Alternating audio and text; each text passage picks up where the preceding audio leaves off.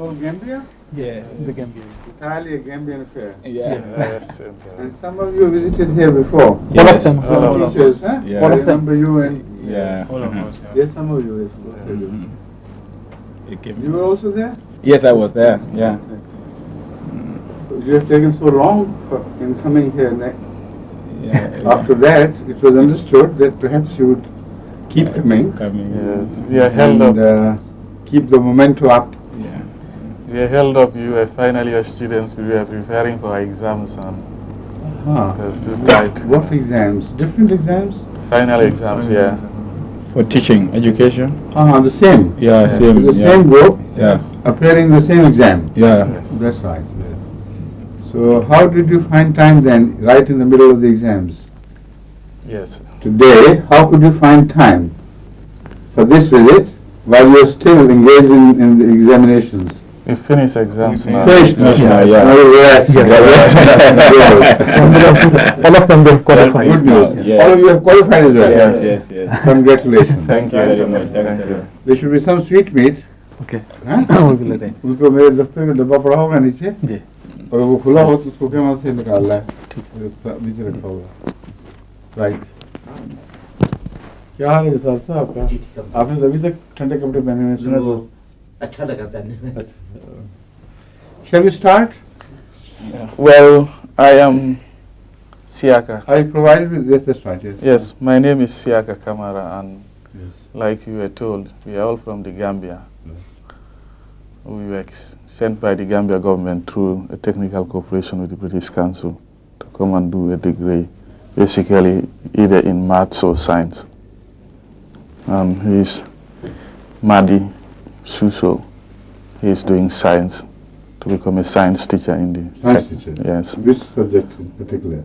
More emphasis on chemistry. On chemistry. Yeah. Yes. Right. Yes. Very good. And the next is Mamadi Sise. I did the same course with me for mathematics. And then after him we have Babukar Jeng. He is also a maths teacher, trained as a maths teacher. Then lastly, but by no means least, Fafanding Kinte, integrated science also. He's trained as a Integrated science. science, yes. Which sciences you specialize in? Basically chemistry. Chemistry. You see, the course itself is called integrated science Right. because we do physics, chemistry, biology right. together. So it's not a separate. I subject understand. that Of course, they go together, and Yeah. at high levels, they join the summit. That's right. It's impossible to become a high physicist of the highest order without knowing biochemical behavior, chemical behavior, etc. So, shall we start the questions and answers, if any? Yes. You have come with some mental preparation of Yes. asking I some hope- questions, I some more hope, questions? Yes. Right, please. Yes, Mr. Hazur, my question is basically this, has something to do with fundamentalism. What is it? Right. I seems to be confused by what I You received see, from the media. fundamentalism, in fact, is a very misunderstood term or misconstrued term. Consciously, sometimes an effort is made to give it a wrong connotation, which is rather repulsive and attractive. Fundamental means something which is based on solid ground, which is rooted on something which is based on the original, pristine, pure teachings of a religion. That should be what fundamental should convey. That should be a sense which should be conveyed by the word fundamentalism to all who hear it. Right? Mm-hmm. But unfortunately, it has been completely distorted and taken out of its true context. Now the fundamentalism means a man who is extremist in his attitudes and who is biased and also somewhat inclined to the use of weapons and terrorism, etc., etc., in connection with the spread of his message. This is the general understanding of the word fundamentalism nowadays, thanks largely to the Western propaganda media. But also, unfortunately, thanks largely to the Mullaism in different countries of Pakistan, different countries of Islam, Pakistan, Iran, Libya, etc., etc. These, and also there are elements, very strong elements of so-called fundamentalists in Egypt, in Algeria, and in Sudan, etc. They have a leaning towards violence and militantism. Because of their leaning towards violence and militantism, and because of their claim that they are the true Muslims based on Islamic fundamentals, so this misconception of the term fundamentalism has been further aided by the behavior of these people. Right? Yes. But if fundamentalism means as it should mean, those who base all their religious philosophy on the Holy Quran, on the Sunnah, and on the traditions of the Holy Prophet, then fundamentalism acquires a completely different hue and color. It suddenly becomes so attractive, because if you genuinely and truly infer whatever you believe in from the fundamentals of Islam, which is the Holy Quran, the conduct of Hazrat Muhammad Rasulullah Sallam, and his word, then fundamentalism should be a completely different type of thing than what we observe today in the world. Got it clear? Yes. Right. Yes, Azul. My question refers to the founder of the mission, the Caliphate General, Qullah Ahmed. Many Mission people, which? Qullah, yeah. Most people take Ahmadiyya Jamaat, you mean? Yeah, the Jamaat. Yes, yes. You see, he was taken to be a prophet also. Right. Why is his name not included in the prayers of the Why? Muslim? When Muslims are praying, they talk about God under Muhammad, but then his name is not mentioned in our prayers. And he's also a prophet. Why is that so? I'm sorry, my attention was drawn to this little chit here. Alright, I'm just saying. So, for a little while, I was not in touch with you. Please again. Alright, he was a prophet, according to some people. Yes. But then his name is not included in the prayers. When Muslims are praying, they talk about Allah Akbar, Allah Akbar, Ashhadu an la ilaha illallah. They talk about God and the greatness of the Prophet Muhammad. But they don't say anything about the founder of the mission. Why is that so? And he's a Is prophet. the name of Moses included in the prayer? No, he's not. Why not? Why the name of Abraham is included? See? Yeah. Why is the name of Jesus excluded from there? Isn't it excluded? He's excluded, yes. Definitely. So anyone who claims to be the second advent of Jesus, how could his name be included while the name of the first Jesus was not included? Right? Yeah. In the prayer, although there is the name of Hazrat Ibrahim alayhi salatu wasalam, other than the name of Hazrat Muhammad Rasulullah sallam, of course, which we find mentioned in the prayer, during the prayer. Right? Yeah. But the name of Jesus is missing. You never name him anywhere. Right? And what was the promised reformer in Islam? What was his nature? He was to be the second advent of Jesus. So if the first was not mentioned in the prayer, why should the second be mentioned? So it's not a question of prophets being mentioned. Out of 124,000 prophets, only 2 prophets are mentioned by name. And there is a significance to that. In fact, once you name Hazrat Muhammad Rasulullah Sallam, the names of all prophets come under him. Because all the prophets, whether earlier or if born in future, they still are subordinate to Hazrat Muhammad Rasulullah Sallam. And that is why in Kalima we name only Hazrat Muhammad Rasulullah Sallam. In Kalima Shahada, Ashhadu an la ilaha illallah wa ashhadu anna Muhammadan abduhu wa rasuluh. Even Abraham is not mentioned. Yet the Holy Quran requires from us that we believe in all the prophets without exception. So on the one hand, there is emphasis on belief in all the prophets. On the other hand, in the fundamental article of Muslim faith, only one name is mentioned, that is Muhammad. Is there any contradiction? No, because the name Muhammad comprises all the prophets of the world. To believe in him is like believing in all the prophets. To believe in a superior being and those who lie under and below, they are also included in that. Right? Yeah.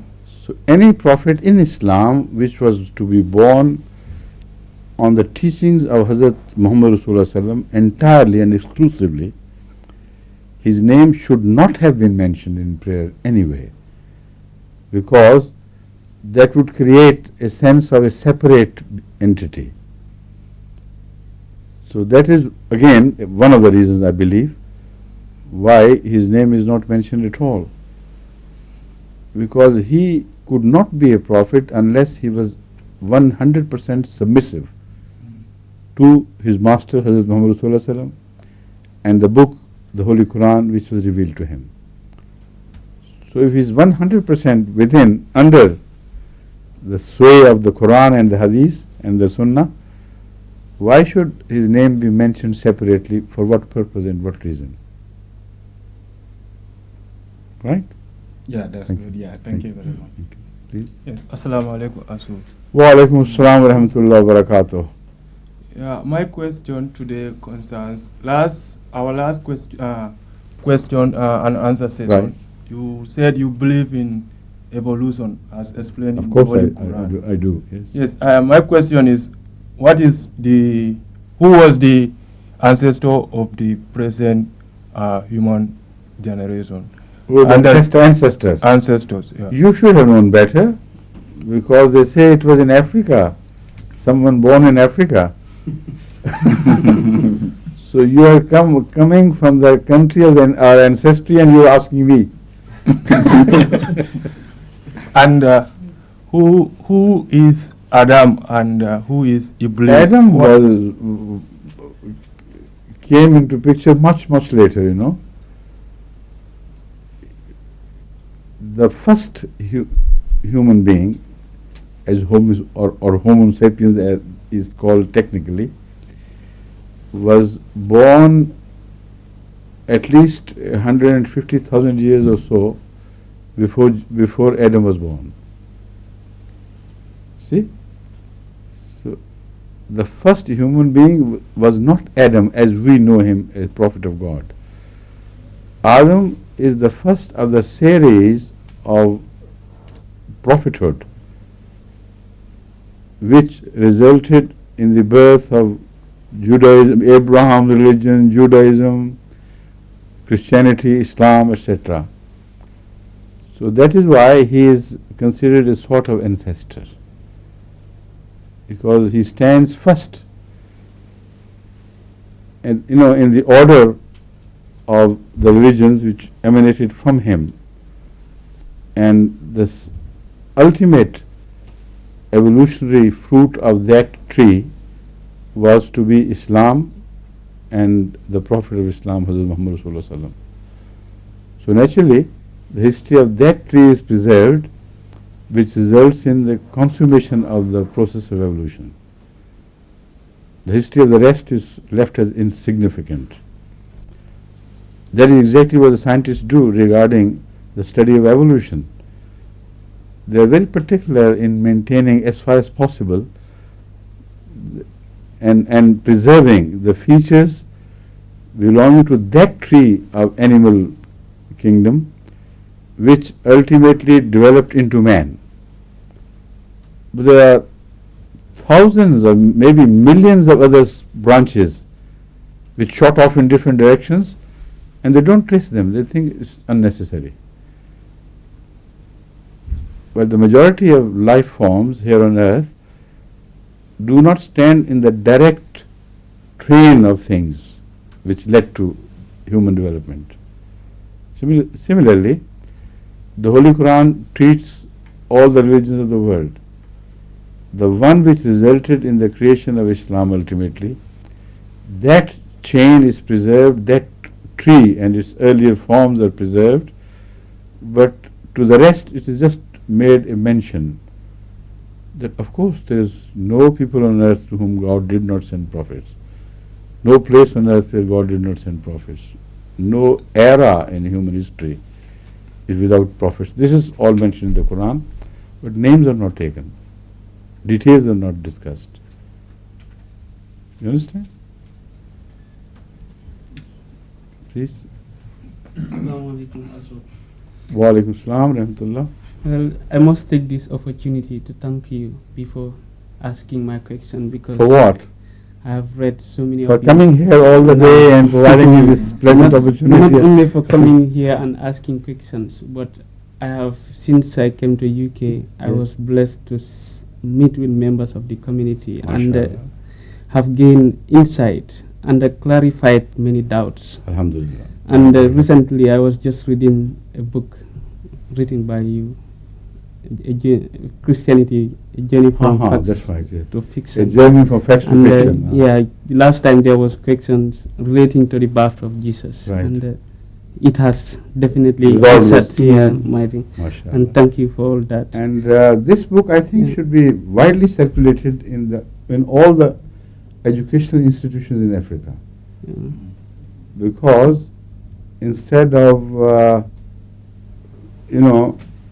involving in scriptural discussions, which are so complicated and they offer a rigmarole of complexities, that it's very difficult for an ordinary simple mind to wriggle out of that maze of confusions. If you go into any scriptural discussion, even the followers of the same religion, with reference to their scriptural discussions with reference to the Quran, for instance, or Hadith, they are divided, they are split into 72 or more sects now. So are the Christians. So I thought, that is why I wrote this book. I thought that one common reference point found in humanity is a simple, basic human common sense, which requires no reference to any scriptures. And that is what we still find to a large degree unprejudiced. This area of basic common sense is fortunately left alone so far, and of course we find some influences of prejudices even in this. When people want to be distorted, they would be distorted. But largely this is the common ground for resolving human differences. So I based this book entirely on the logical discussion on the point of common sense, what Christianity faced in the beginning, what it should have become, what it ultimately became, and why the present concept of Christianity is wrong. That is why I believe it should be widely distributed in African institutions, because one thing I have found common in all Africa is that Africans are less prejudiced in matters of logic, far less than many people of the world. Although there are people who are considered to be far advanced in other achievements, scientific and other social, economic, etc. But as far as the basic simple logic is concerned, that is found in more purity, in more pure form, or in purer form in Africa than elsewhere in the world. Go to Pakistan, discuss religious things with any mullah there, and he's cornered. He obviously, he's overwhelmed with your superior arguments, yet he continues to fight back, kick back like a child. No, I'm not, I'm obstinate, I'm not going to listen to it. Why should I feel defeated? So, rightly or wrongly, he goes on presenting arguments, and when you are bent upon not accepting the truth when you see it, then your mental faculties are also twisted. And then you do not remain logical anymore.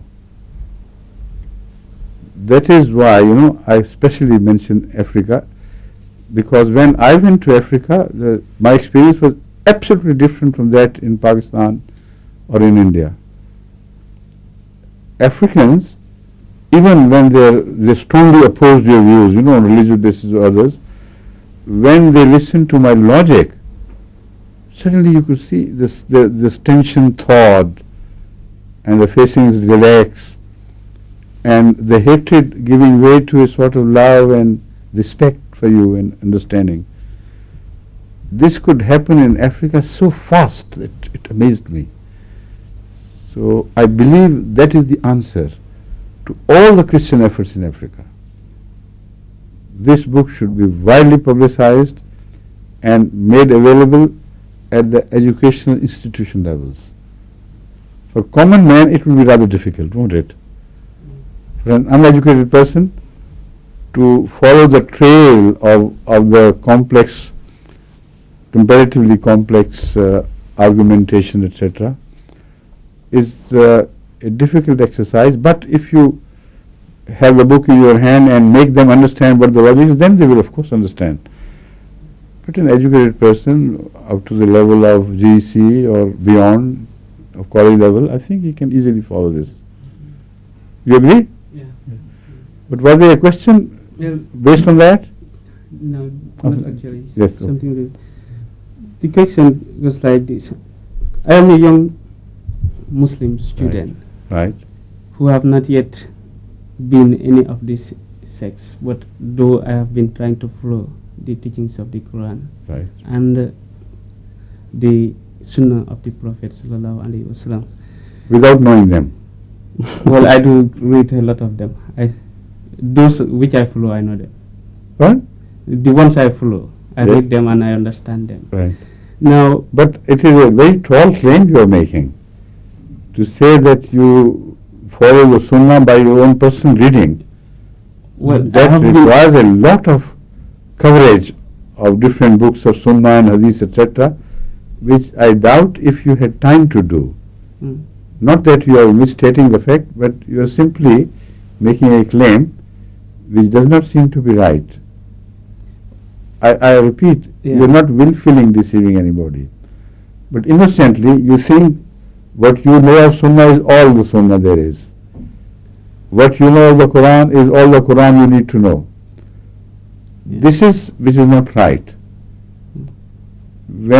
If you read the Quran now, any chapter at any time, you will be surprised to find that you did not understand, most often you didn't understand the message yeah, by yourself. Yeah.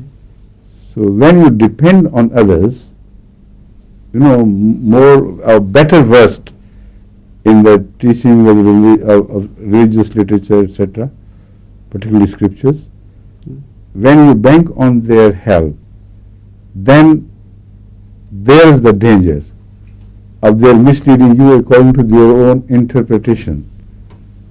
And also there is the possibility of leading you in the right direction. So the dilemma begins, the dialogue starts.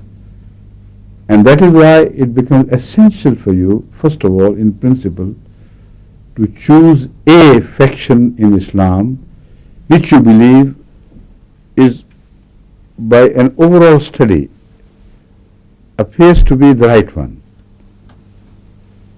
And that judgment is very essential. Otherwise, you live in a dream of believing that you follow Islam, you follow the Quran, while you don't know what the Quran is, or you don't know what the Sunnah is, and at random, you'll be following one thing or another. But the right way is to join a definite school of thought. Which one should that be? That is the question which you should address. The question was. Is that the question? Yeah. What is this? So I'm already building it, logically, Yeah. and leading you to that question. Yeah. Now, having reached there, there are two possible options for any such student like you who is genuinely interested in finding the truth or the true path, right? One is to start investigating at all levels with reference to every sect and their views and their religious beliefs and the arguments which they present to support their views, etc. And that would lead you to a lifetime of study, plus the time would the purpose would still remain incompleted. And then you will have to will to your children, go on, carry on from here, because to have a good, full, extensive study of even one sect's books requires a lifetime of research. To cover all and to be able to judge them on their comparative merits requires other problems as well. Then you have to learn Arabic much better than you do today. You have to read also the books of the previous scholars on various subjects. So it will be a very difficult task, which apparently would be impossible for you to perform. That is one option. The other option is to find the shortest possible way to decision making. Not to truth, the shortest possible way to decision making. Remember this, what I'm saying. And here I draw your attention to the fact that all Muslims believe, and there is no difference of opinion, so you can safely infer that this belief commonly shared by all Muslims has to be right, that a future reformer was promised by Hazrat Muhammad Rasulullah Sallam. At such times, as Islam would be split, as Islam would be divided, as the Muslim character would deteriorate. To reform the Muslims and to decide, sit on the seat of judgment and decide which one is right and where one is right and which one is wrong and where one is wrong, this is a large exercise, big exercise, which is attributed by Hazrat Muhammad Rasulullah Sallam to that divine reformer who would come during the latter days. Right? So, let's start from this. Now you can scan the Muslim world in general and see if there is any unity in the world of Islam, any commonality in the basic fundamental views. Is the common character ordinarily found in the Muslim countries is reminiscent of the early days of Islam, of the character of the Sahaba and those who followed them? Or is it so different from theirs? It's not difficult for you to visualize this, because it won't take you a large study or a big coverage of books to reach at the conclusion that the Sahaba were true people. They never told lies. They were honest. They were kind. They loved each other. They offered sacrifice for each other, and they were united under one banner of Hazrat Muhammad Sallallahu Alaihi Wasallam and unity of God. Do you require a lot of study to reach at this conclusion? So this is the 100% pure picture, correct picture, with reference to which you should study the state of the Muslim world today. Keep that in view. When you want to recognize someone out of 1,000 people or so, if you have a very clear picture, absolutely clear picture in detail before you, you would look at the picture and, oh no, this is not that. No. You see? That is how you can reach the conclusion that yes, this is something similar to that picture. But what I am inviting you to do is have this clear picture in your mind, which I have just painted, on which there are no two opinions. Everybody is agreed that this is the true picture of the early Muslims created by Hazrat Muhammad Rasulullah himself. Look at Saudian character, go to Kuwait, go to Baghdad and study the Iraqi character and the Syrian character and Pakistani character and Indian Muslim character and Indonesian Muslim character and Malaysian Muslim character and so on and so forth. Or the character of the Muslims in your own country, why not? Why not start from there? Does this picture tally with any picture anywhere in the Muslim world, or it does not? The answer to this does not require research. It is very simple, honest answer, which will rise from within your own conscience. That's so. It still does not resolve the issue of what to do at such a point in history where everything seems to have gone down the drain. The answer to this question, what should be done, can only be provided by our Holy Master Hazrat Muhammad Rasulullah, who is the Prophet of all times to come. And the answer has been provided.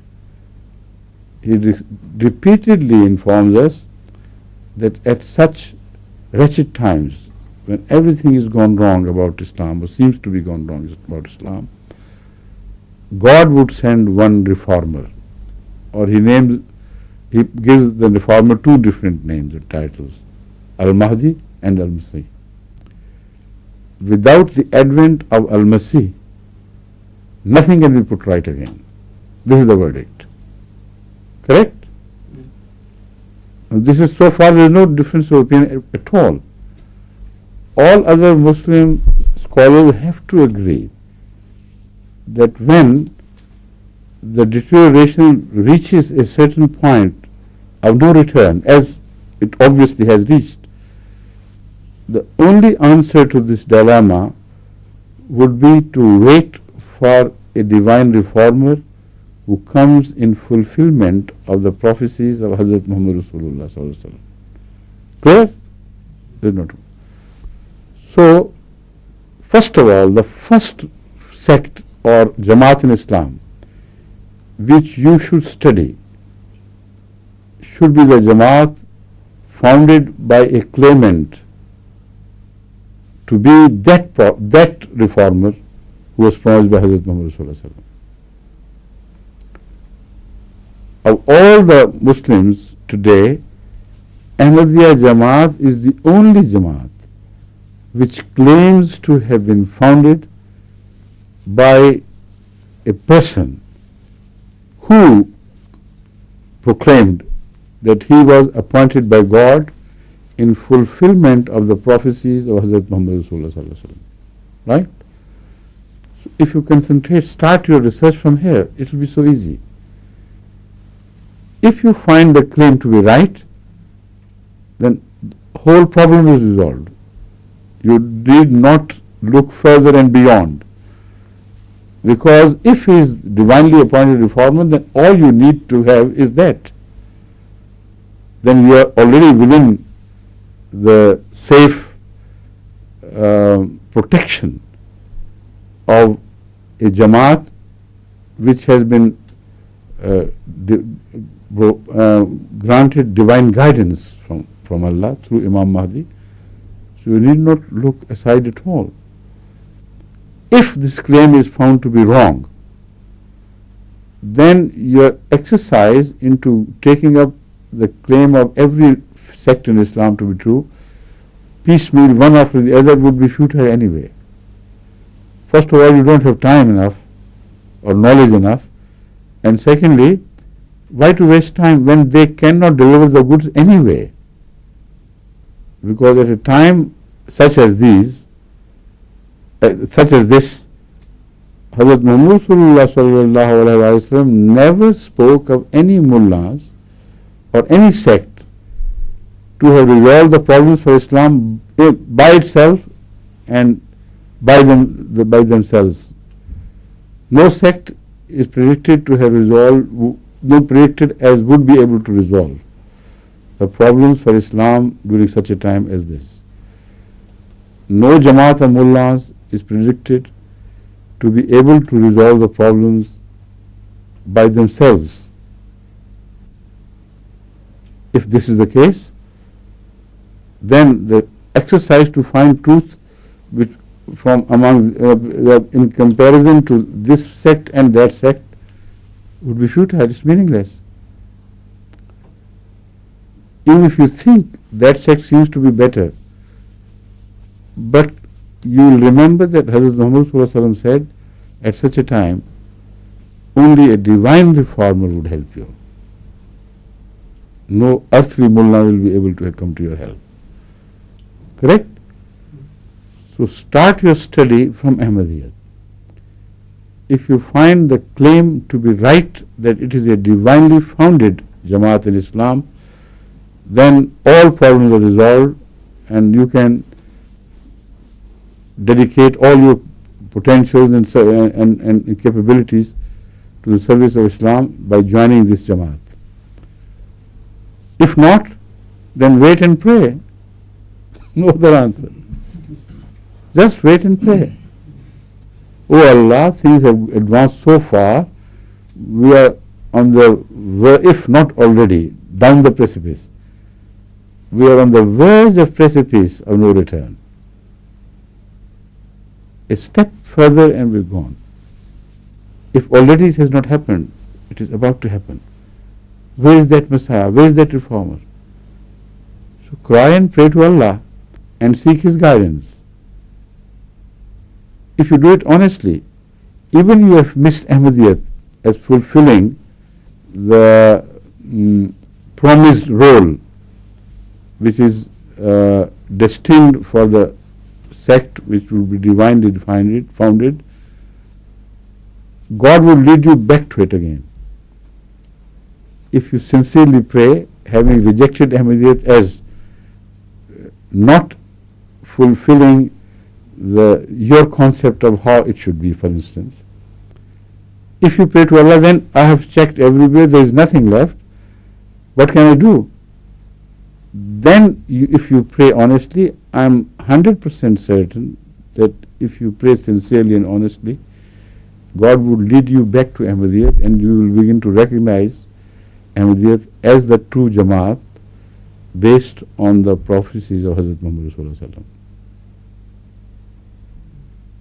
I have taken rather long in answering this question, but because it is a question which just did not relate to you only. It relates to all the Muslims today.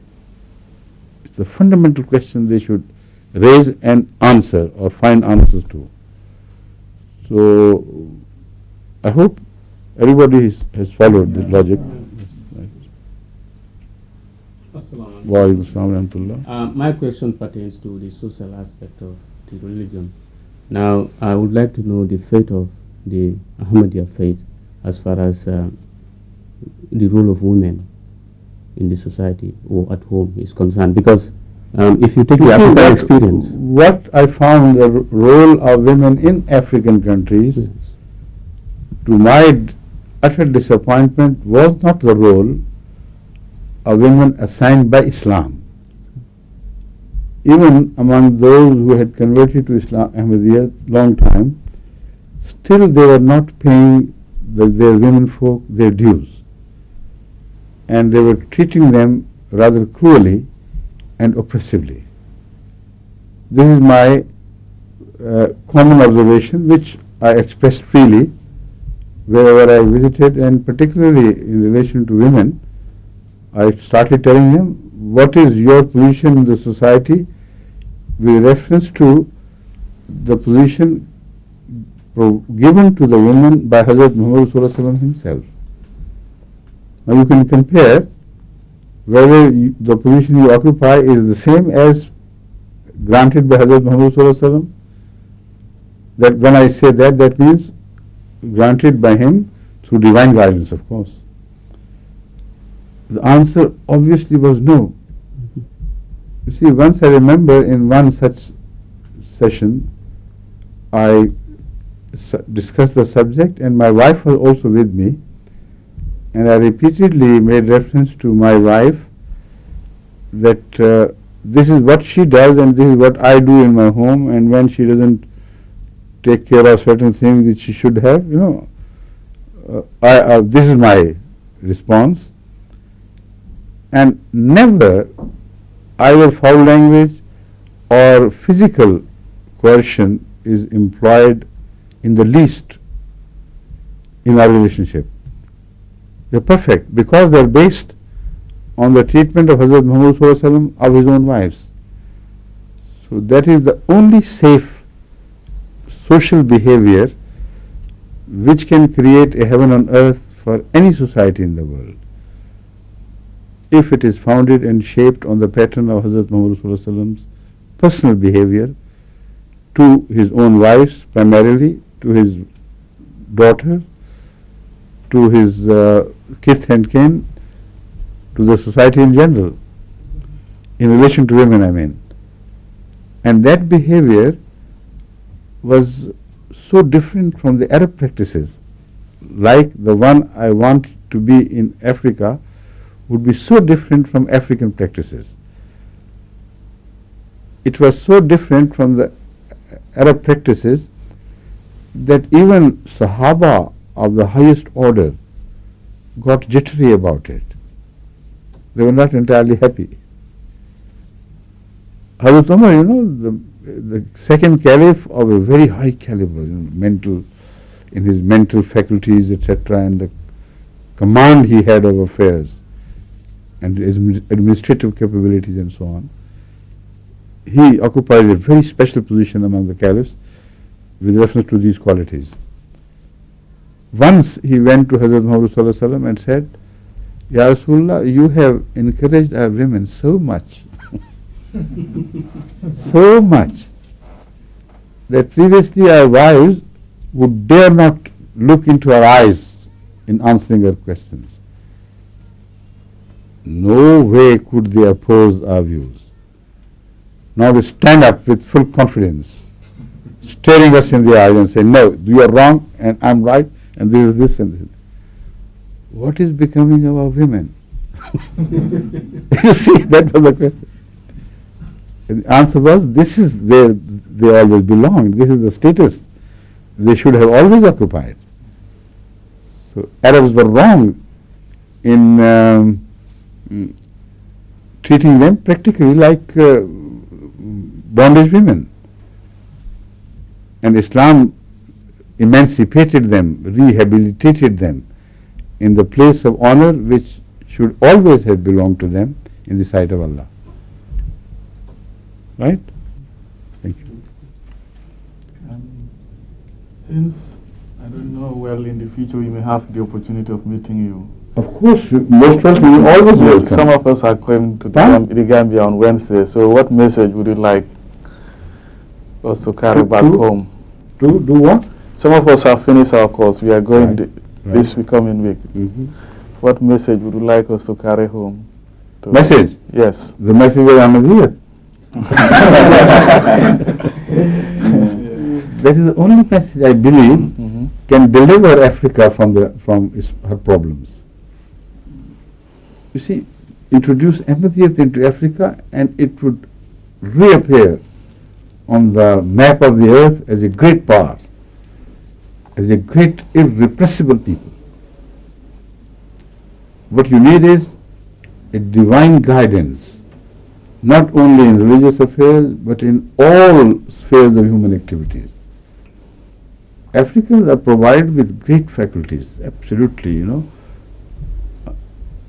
overwhelmingly beautiful and singular qualities which other people are exploiting for their advantage, but Africa is not exploiting for their advantage.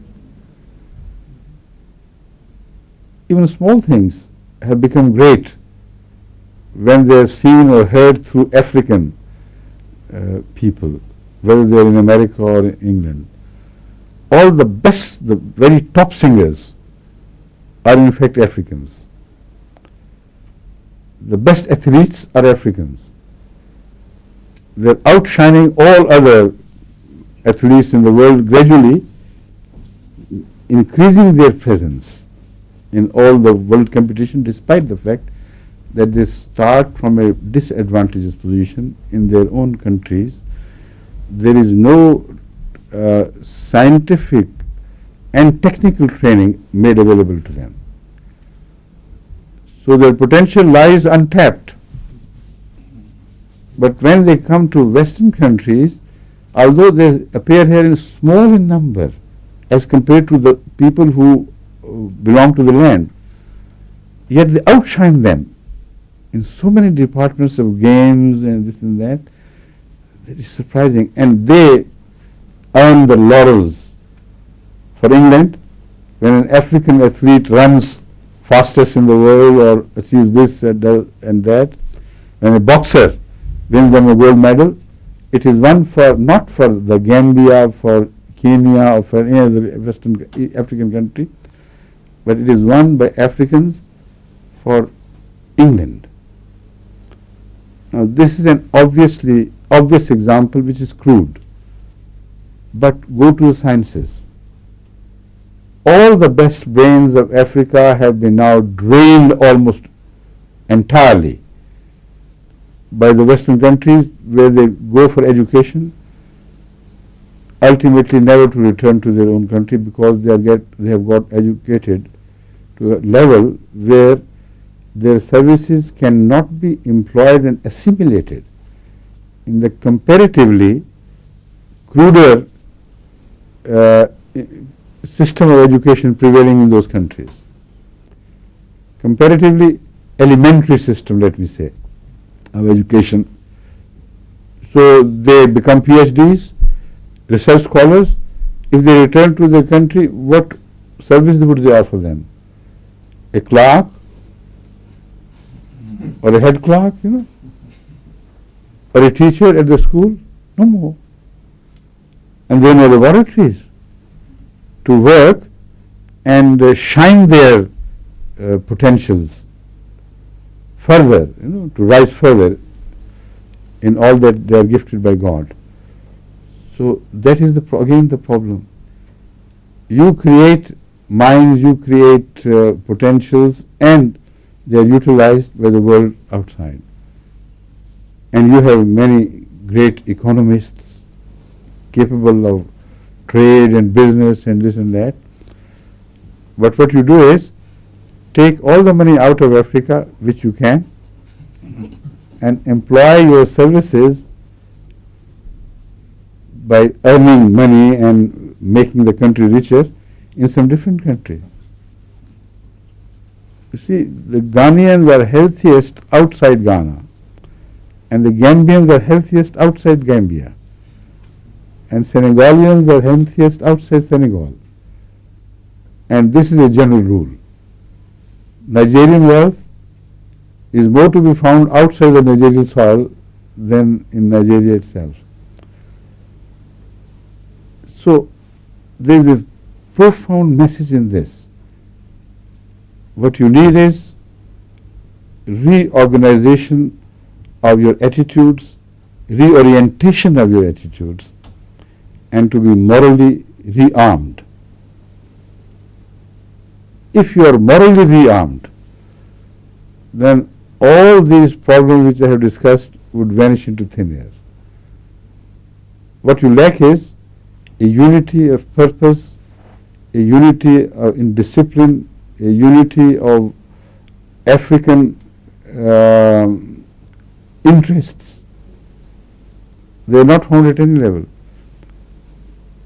Even a unity of African interests within a state is lacking, because each African has become an individualist as far as his personal gains are concerned. For example, in Gambia, those who could earn by, with the help of some foreign concerns like industrial or trade and other big houses, and with the help of foreign aid, those who could earn in the Gambia, they did earn, of course. But where is that money now? Is it still in the country? No. No. The moment it was earned, it was channeled out, from that side. This was the earning hand, that was the sending hand. And they could never feel safe within their own country because there is no moral standard left at all. So you are mainly responsible for destroying the future of Africa because of lack of sound moral principles. And religion is the only power which provides a people with sound moral principles if they genuinely believe in a religion.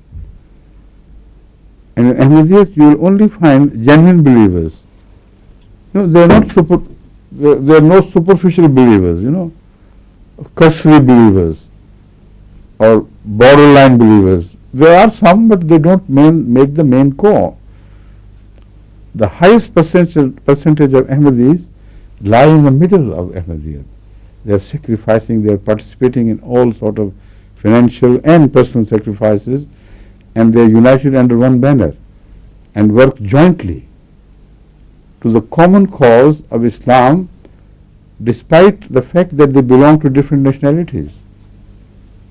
When you work in Ahmadiyyat, the Ahmadis from Gambia are no different from Ahmadis of England or Ahmadis of China. It's one insplittable entity which works in unison together as one body. Without this achievement, without this unity expressed in our character as we believe is manifested by God, without this unity expressed in our character, we can't reach anywhere, we can't benefit anything from out of this. So this is the message. I didn't mean by joke.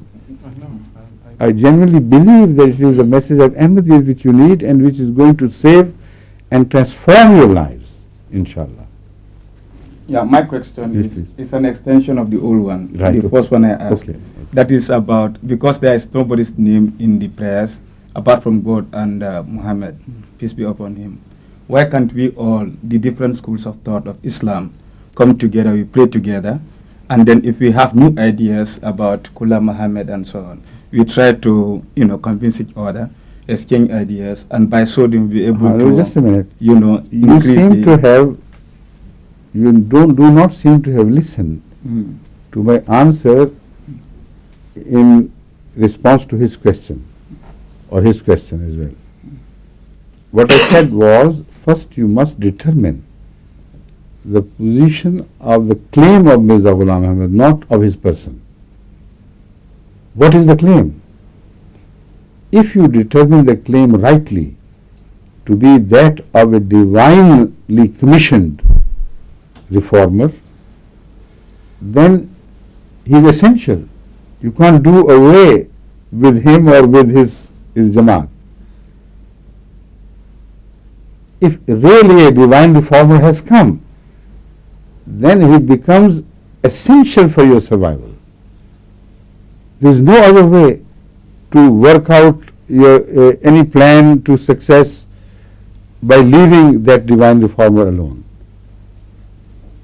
Go back in history of religion, any time a prophet came, whether he was a small prophet or a big prophet, those who tried to bypass him were rejected by God. When a divine reformer is appointed, then you have to believe in him. You have to join forces with him and his community.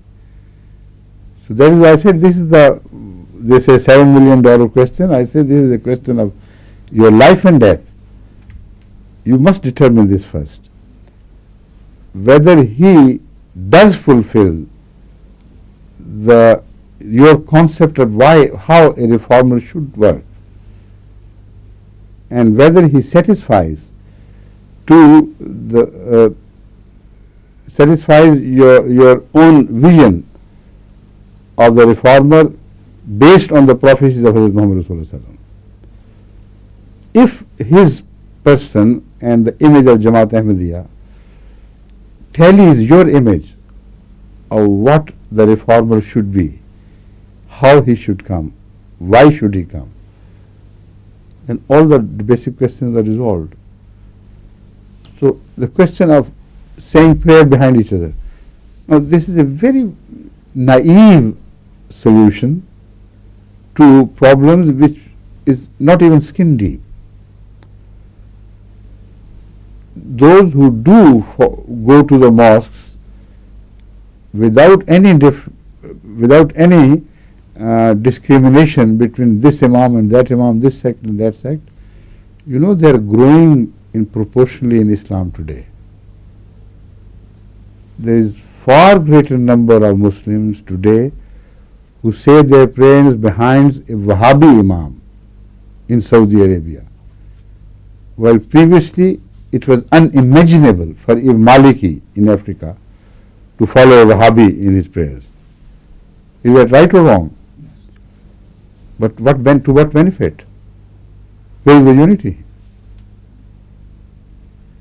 Where is the unity forged by the exercise of going to any mosque and started saying prayer behind any imam?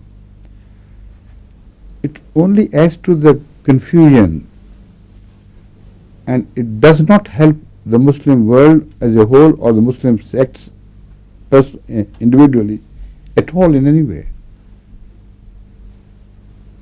If now coming to the Ahmadiyyat, Hazrat Masih Maud is the Ghulam Ahmad of Qadian, is the divine reformer appointed by God. If this is true, only then you should take interest in Ahmadiyyat, otherwise just forget about it. Right? So if you take interest in this question and ultimately find that he is the divine reformer and you follow him, then answer me this question yourself. If those who reject a reformer whom you believe that was divinely appointed, they claim that they are the genuine imams, while they reject the imam appointed by God, how would be your prayer behind those man-made imams? No, I will not accept that. Exactly, that is it. There is no other option, you see. That's what I meant, African, this logic. They think so clearly and immediately reach the point. While if I had discussed this with any other Pakistani mullah, he would go over his head. It's a very simple question. Either someone is divinely appointed as imam or is not. If he is divinely appointed by God as the imam of the whole Muslim world of the period, and a man-made imam dares to reject him, no, I am the imam, he is not. So if his followers accept a man-made imam and dare not reject him, while he rejects or dares to reject an imam made by God, what would be the position of that follower?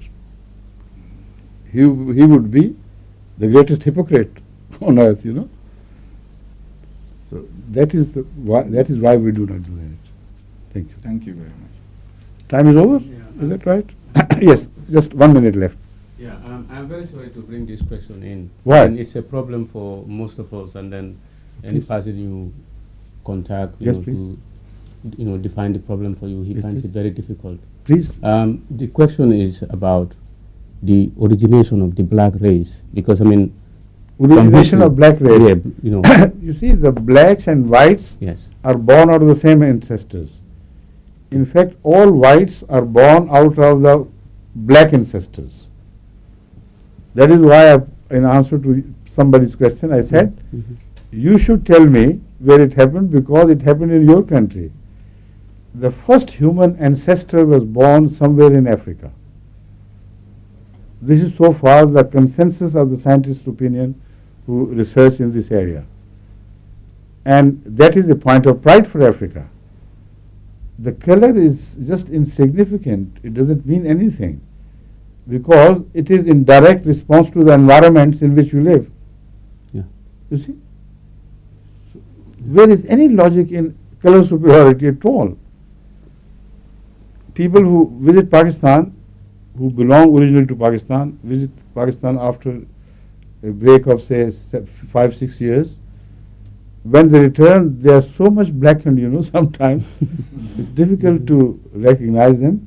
Because by living here slowly and gradually, within 7 years, imagine, the complexion has become much fairer, and the children born here to people of darker complexion are fairer in complexion. So this is how the environments work. There's nothing in black and white. In fact, sometimes when you go to Africa particularly, then you notice that there is no beauty in being fair colored.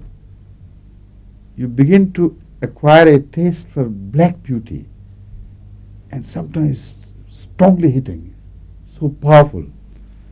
Like you see black Minorca and white leghorn in chicks, in hens and chicken.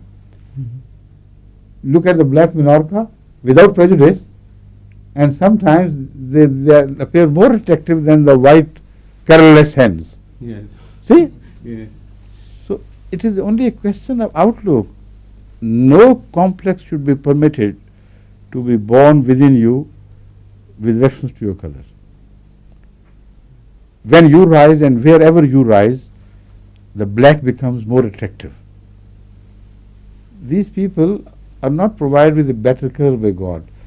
You are born at a time in history where they have been enjoying the command of various countries of the world for so long that it is their superiority which has got transferred to our vision of what they are. You see? So we begin to like the white color more than the black. But when the blacks rise again and rule the world, you know, people will have instead of white powder, black powder, you know. I shouldn't be surprised. Right? Okay, Assalamu alaikum. Assalamu alaikum.